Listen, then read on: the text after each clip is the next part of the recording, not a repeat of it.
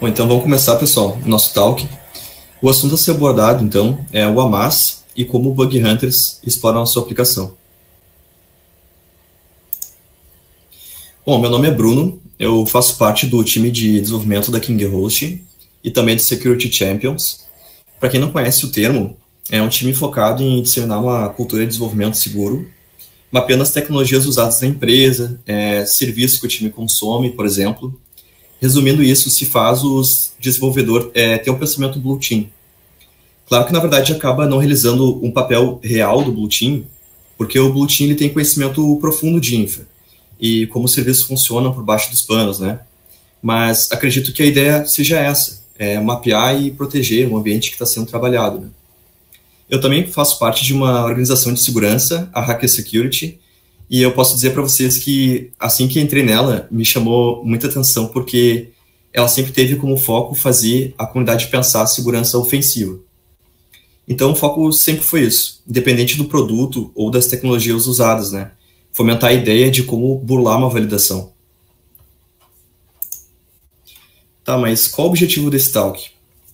Então, nesse talk eu não tenho como deixar de abordar sobre a importância e o propósito do desenvolvimento seguro e como todo o escopo de segurança dentro do desenvolvimento está inserido.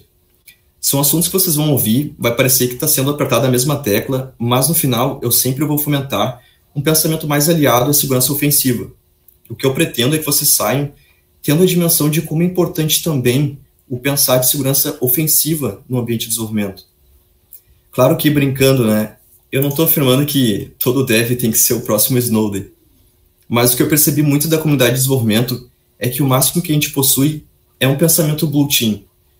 Para explicar melhor isso, tenta lembrar aí quando você começou a desenvolver. O primeiro foco que você tem é fazer funcionar, certo? Aí durante essa caminhada, alguém te fala que você tem que tomar cuidado com a forma que você programa, porque você está deixando a sua aplicação vulnerável. Pegando um exemplo que eu tenho certeza que todo mundo está antenado, quando você recebe um parâmetro que vai ser passado para o banco de dados, o que você tem que fazer? Tratar ele para que não seja realizado uma scan injection.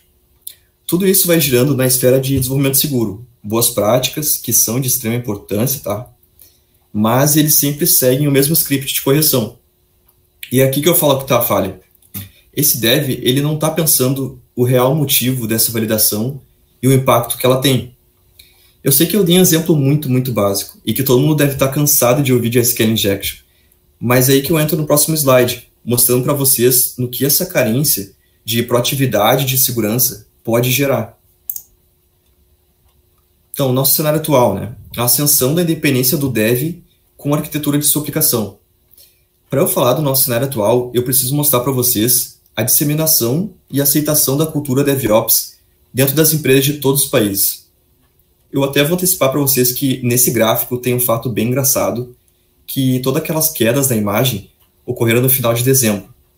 Acho que não é só aqui que a gente tem férias pelo visto, né? Então, é fato que ocorre uma transição de muita infra para dentro do desenvolvimento.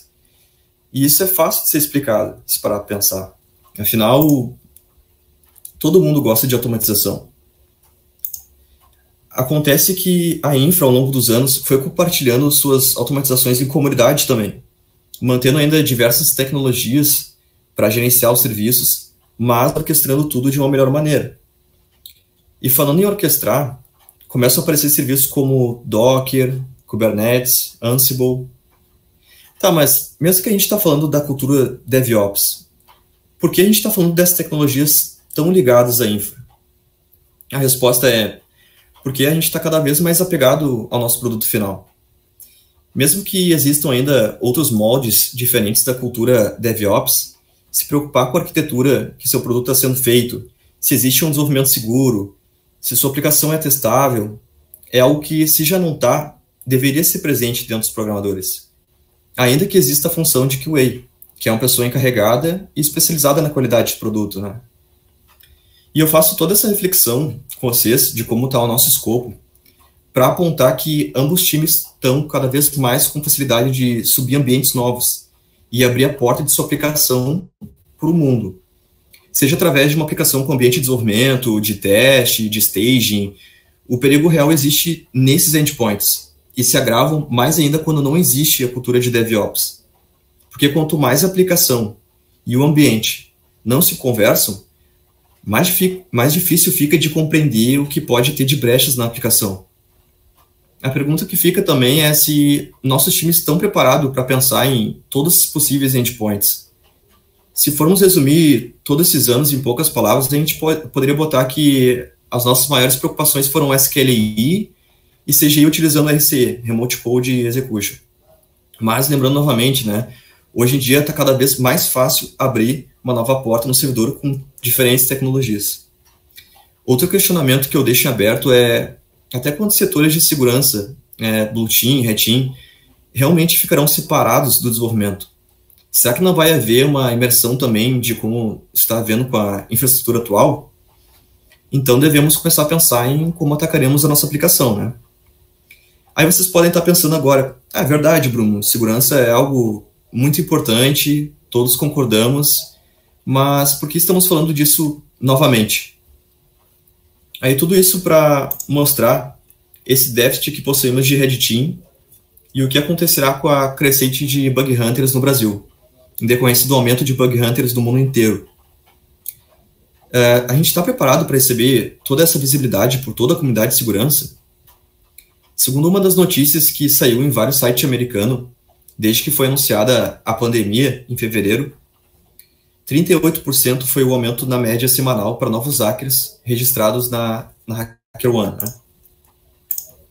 Só um pensamento Blue Team não vai ajudar no futuro onde cada aplicação terá sua própria singularidade e as possibilidades serão mais exponenciais ainda. Então a gente cai agora em como o Bug Hunter pensa, né? Depois de ter contextualizado tudo isso para vocês, a gente entra em como a comunidade pensa. Eu posso dizer que bem parecido como todos pensam. A principal diferença é que a gente está muito mais antenado na descoberta de zero days e na aplicação delas em novas análises de vulnerabilidade. Porque dentro dessa questão de amar o reaproveitamento de dado, eu posso dizer que uma das maiores paixões é utilizar padrões em uma escala gigantesca de dado para replicar em menor. Como também utilizar essa base obtida por um grande projeto para usar em nossas ferramentas na hora de analisar uma aplicação. Claro que esses padrões de início só vão nos dar um norte, porque a gente sabe que cada ambiente tem sua singularidade, e se o Bug Hunter for realmente persistente, ele não vai se limitar a escopos e limites de dado por ferramentas prontas. Mas falando em grandes projetos, eu apresento para vocês o projeto Sonar. Antes de tudo, eu quero dizer para vocês que todos os domínios que a gente vai analisar está sendo permitido análise de segurança neles, que eles estão em programa aberto de Bug Bounty. Só para não parecer que eu estou compartilhando algo sigiloso, que poderia ser perigoso. Esse projeto da Apt7, ele começou com o objetivo de aumentar a segurança através da análise ativa de redes públicas. E ele é dividido em 2 estágios que vocês têm que ficar surpreendidos. No primeiro estágio, ele escaneia o endereço IPv4 da internet inteira, cerca de 3,6 bilhões, vendo quais possuem serviço rodando em diferentes portas. Eu já deixo um adendo que é nessa parte que vários servidores com configurações padrões de Samba, Docker, roteador, FTP com login anônimo, MySQL com login de root e PMA ativo, que ocorria quando você subia um champ da vida, né, com configuração padrão, já estariam comprometidos por um script básico de configurações padrões. Porque é nessa parte também que ele pega o banner da comunicação com o serviço, para ver qual serviço está sendo executado e sobre qual versão. Outra questão importante e que vamos ver mais à frente é que todos esses tipos de scan mais agressivo utilizam SYN-SCAN. Eles dão início a um processo chamado Three-Way Handshake, que é basicamente você propor uma conexão com o serviço se identificando, o serviço se identifica e quando você vai se conectar, ele acaba interrompendo, né, todo esse ciclo. Seria basicamente pensar que a conexão TCP tem toda aquela preocupação de fechar o ciclo de conexão e essa ela acaba saindo do meio do processo. Tudo pelo aumento de performance também. Outra parte feita pelo projeto Sonar é a extração de domínios, extraindo links do HTML e de certificados para serem usados posteriormente em identificação de zona de DNS, usando somente 3 bilhões de nomes como entrada. É uma word list gigantesca, né? Nessa imagem aqui, eu botei uma ferramenta chamada Link Finder, que ela já retorna para nós todos os links com parte do caminho físico de uma URL, já tratando todas essas possíveis expressões regulares que teriam que lidar. Deixa eu só dar uma pausa, tô tendo tosse aqui. Me desculpa. Então, voltando para o projeto Sonar, todas essas bases de dados do scan deles ficam no site da Rapid7 mesmo, e elas atualmente estão somando um total de 35 terabytes. Galera, então até aqui está começando a entrar no ponto de como a gente utiliza, em primeiro momento, um grande conjunto de dados para poupar tempo. Cada vez mais, nós vamos diminuir o nosso escopo e mesmo assim as possibilidades de caminho aumentarão. Por isso, a primeira parte ela é uma das mais importantes, tá? Então, voltando novamente para as bases do Rapid7, né, esse projeto do Sonar, com certeza os hunters ficaram pensando nesse momento, será mesmo que eu preciso carregar esses 35 terabytes de banco de dados, né, para caçar a vulnerabilidade na minha aplicação? Porque levava muito tempo para dar um grep na aplicação que eu estava estudando, né? Ainda mesmo de um arquivo compactado, GZ, levava cerca de 12 minutos para você fazer essa análise. E aí começou uma loucurada de transformar todos os dados em pesquisa binária para ter aumento de performance, e deu certo. Conseguiu se reduzir para um tempo razoavelmente bom, 2 microsegundos, acredito, não sei como ler aqueles tempo real ali de segundos embaixo. Então aqui a gente está mostrando, né, no slide essa ideia que eles tiveram de deixar a pesquisa mais rápida, fazer uma pesquisa binária, né, ao invés de fazer um grep dentro de um arquivo GZ. Para quem tem uma experiência um pouco mais de Linux, vai entender assim nessa preocupação por otimização, né, de não fazer uma procura, tentar otimizar, né, a consulta, né. Vocês lembram que quando eu falei da facilidade que desenvolvedores que mexem com a infra, eles possuem de subir em ambientes? Todo esse perigo ele pode estar em algum desses possíveis endpoints de API que tivemos conhecimento, só nesse estágio. Podemos ver o que é produção, staging, para qual setor é destinado aquele ambiente, como às vezes acontece em links de vir em nome do setor dentro dos links, como dev, marketing, infra. Deixa eu só mostrar também uma outra parte aqui.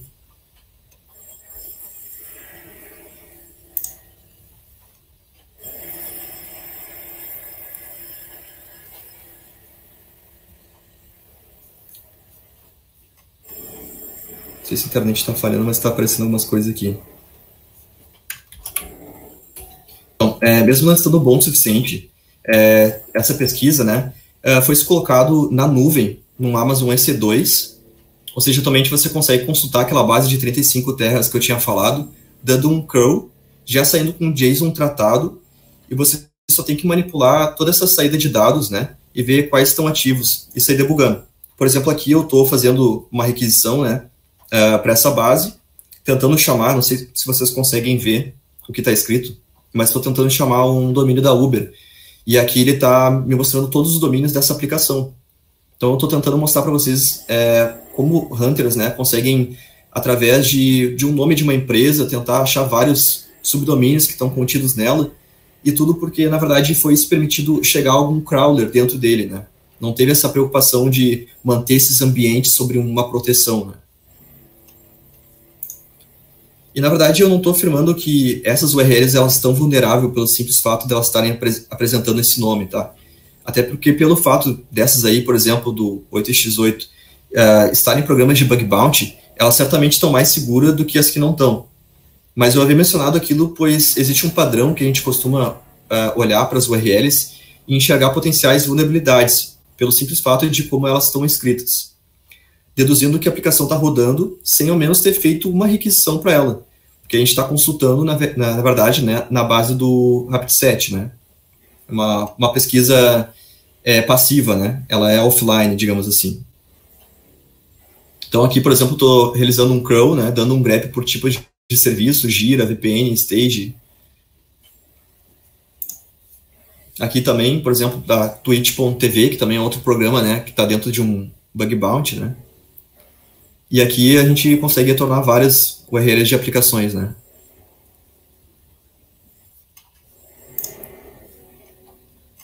Então, na verdade, essa aqui também é uma aplicação que a gente pode fazer uma requisição para ela e ela consegue nos voltar vários domínios com base só no certificado. Então, por exemplo, quando vocês instalam um Let's Encrypt, por exemplo, tem que cuidar muito, é uma coisa boa, né? Ele está trazendo para a internet essa integração com certificado, né, gratuito, mas também existem muitas certificadoras que são alvos, né, de hunt, porque a gente consegue pegar essa base de dados e trazer com base no certificado quais domínios estão atrelados àquele certificado em empresa, né? Então, por exemplo, esse aqui é o crt.sh. É um site, né, online que a gente pode também fazer uma requisição JSON para ele, né?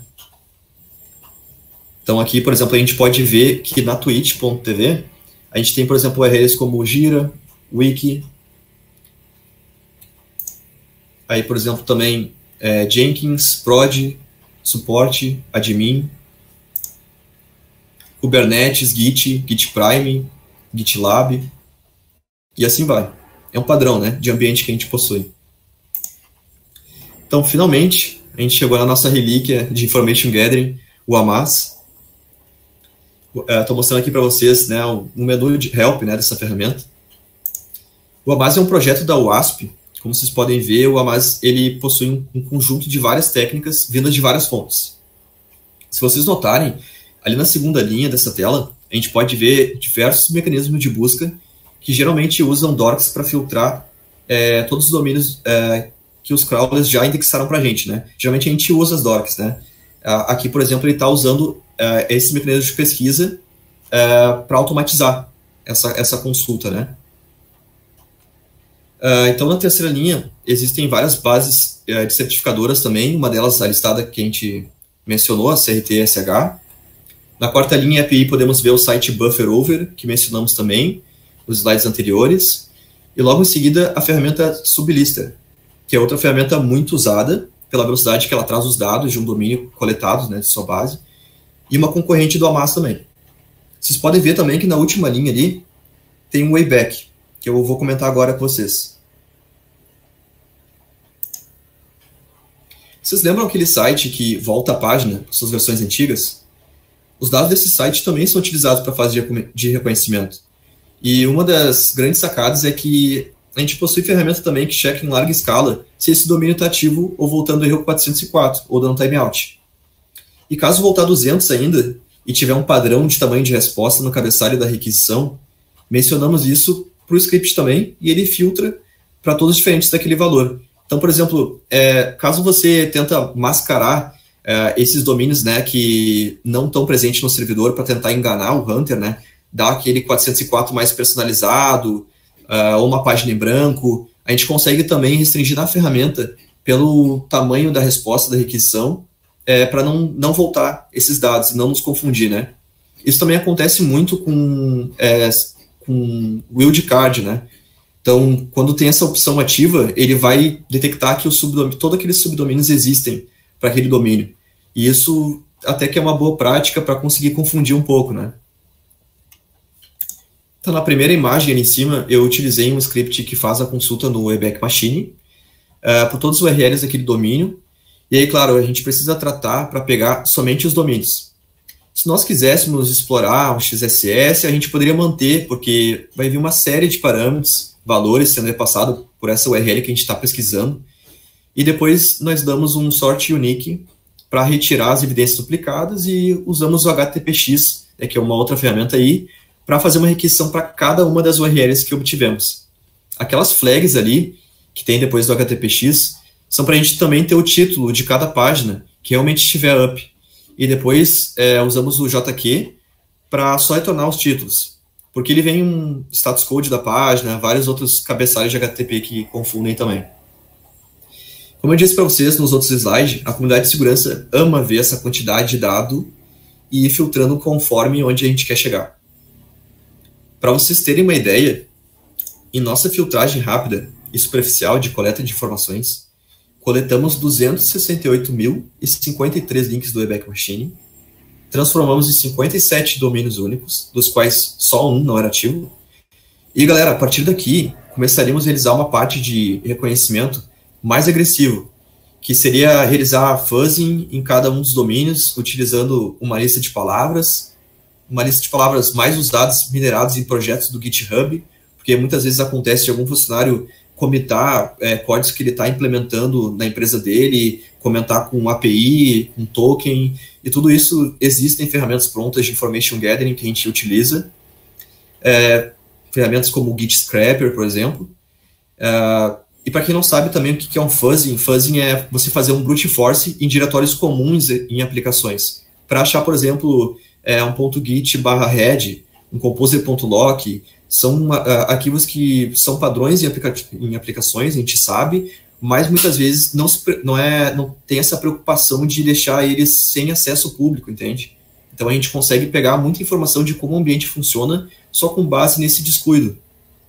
A gente poderia também realizar, depois de todas essas coletas de ambientes, né, de mapeamento que a gente fez, uma série de enumerações de serviço que estão sendo executados em cada porta para aquele IP de host, começando a fazer a fase real, né, de enumeração de serviço. Por exemplo, todos aqueles domínios, eu faria uma operação reversa, pegaria um IP, chegaria no servidor que está executando aquilo, né, conseguiria fazer uma análise em cada porta que aquele servidor tem aberto. Tudo com base, né, nessa questão de não ter essa preocupação, né, de deixar essa parte segura. Então, existe uma ferramenta também muito massa chamada Nuclei, até é muito legal que ela traz uma linguagem YAML, né, que é muito usada, né, no Kubernetes, no Ansible. E nessa ferramenta você especifica um template de inspeção de vulnerabilidade que vai ser executado para cada URL mencionada em uma lista de URLs, né, que a gente conseguiu ali fazendo os outros processos, por exemplo. E ele passaria todas essas URLs desse template, vendo se o formato da requisição que retornar dessa URL corresponde àquele endereço, fazendo uma expressão regular com o conteúdo da página. E esse cara tem vários templates dentro, com categorias de desconfiguração de serviço, detecção de serviços, CMS, Jenkins, Jira, exploração de shell shock por user agent, entre outras coisas. Então, realmente é um mundo de opções depois que você mapeia exatamente os endpoints de seu alvo. E por isso que eu acredito que todo dev deveria entender como a comunidade já está explorando as aplicações.